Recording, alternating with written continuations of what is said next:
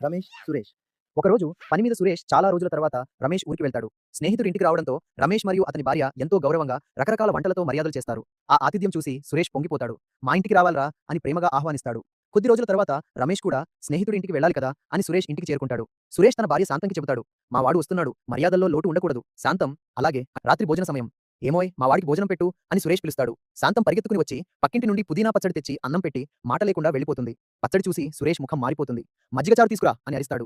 3 రోజుల క్రితం చేసిన మజ్జిగ చారు ఫ్రిడ్జ్ నుంచి బయటకు వస్తుంది. రసం పెట్టు అన్నానుగా. శాంతం మళ్ళీ పరిగెత్తుకుని వెళ్లి పాత రసం తీసుకువచ్చి పెట్టి మళ్ళీ సీరియల్ దగ్గర కూర్చుంటుంది. ఇద్దరూ ఒకరి మొహం ఒకరు చూసుకుంటూ ఒక్కో మెతుకు తింటుంటే సురేష్‌కి కోపం మితిమీరుతుంది. వెళ్లి వేడివేడిగా ఆమ్లెట్ వేసి తీసుకురా అని గట్టిగా అరిస్తా శాంతం పరుగు తీసుకుని వెళ్లి కొత్తగా అమెజాన్‌లో ఆర్డర్ చేసిన పాన్ ఓపెన్ చేస్తుంది. తిరిగి వచ్చి ఒక క్షణం రమేష్ నెత్తి మీద గట్టిగా ఉప్పిస్తుంది. పాపం బొప్పు వచ్చేసింది. కానీ శాంతం బాధ ఏంటంటే పాన్‌కి సొట్టపడింది అని అమెజాన్‌లో రిటర్న్ పెట్టేసి మళ్ళీ ప్రశాంతంగా సీరియల్ చూస్తుంది.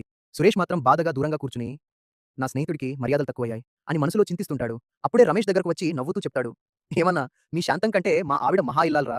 ఆ మహాతల్లి ఎన్ని సార్లు పాన్‌తో కొట్టినా నా తలకు బొప్పి కట్టింది గానీ ఒక్కసారి కూడా పాన్‌కి సొట్టపడలేదురా అని తన బొప్పులు చూపిస్తాడు.